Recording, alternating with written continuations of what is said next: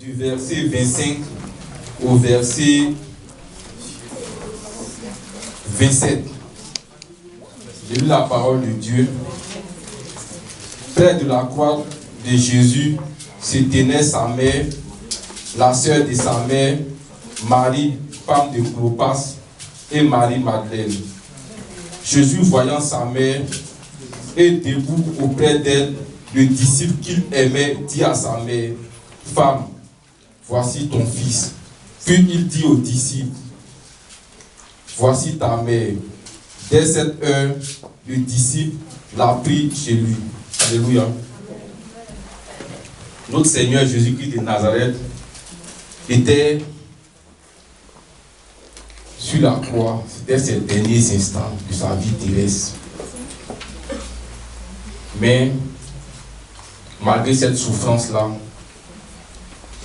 Jésus nous enseigne qu'il demeure la solution véritable pour nous tous. Amen. Sa mère Marie, dans la douleur, près de la croix, nous savons tous ce que c'est que pour une maman, lorsqu'elle voit son fils dans la souffrance. Mais le Seigneur Jésus lui dit non, ne t'inquiète pas. Il trouve la solution pour lui donner un autre fils, qui est Jean, le disciple que lui, Jésus-Christ, notre Seigneur, aimait le plus. À son disciple aussi, qui s'est dit qu'il est perdu, parce qu'il voit son maître partir. Parce qu'il s'est dit qu'il ne va plus voir son maître. Mais Jésus trouve aussi une solution pour lui dire. Parce que lui, Jésus, il est le consolateur véritable. Il dit aux disciples, c'est vraiment Jésus, je ne suis pas là. Mais voici ta mère. Alléluia. Nous avons accepté Jésus-Christ de Nazareth. Ne craignons rien. Parce que à toute chose dans notre vie, il a pour nous une solution. Amen.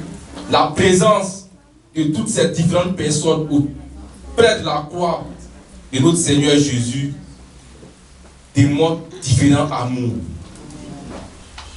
Marie, mère de Jésus, était là pour l'amour maternel pour son fils. Marie, la femme de Clopas, était là pour l'amour maternel parce qu'elle apportait le soutien à son neveu, elle apportait le soutien à sa sœur. Parce que nous savons, l'amour fraternel doit demeurer au niveau des enfants de Dieu. Amen. Marie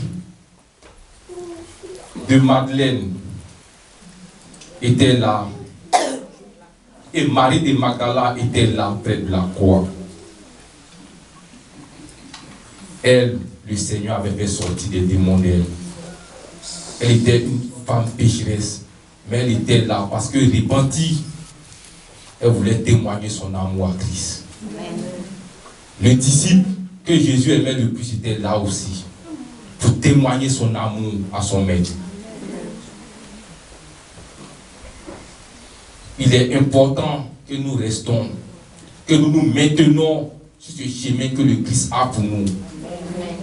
Ne cherchons pas des solutions humaines dans notre vie. Amen.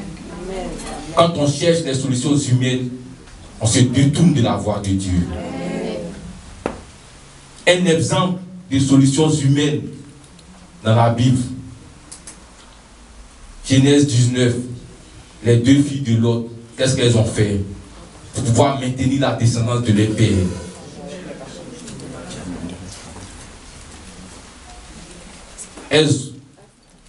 Elles ont donné de la boisson à leur père.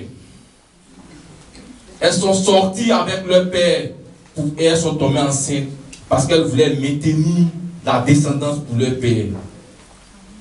Or, nous savons, dans les Saintes Écritures, aucun enfant ne doit connaître la nudité de ses parents.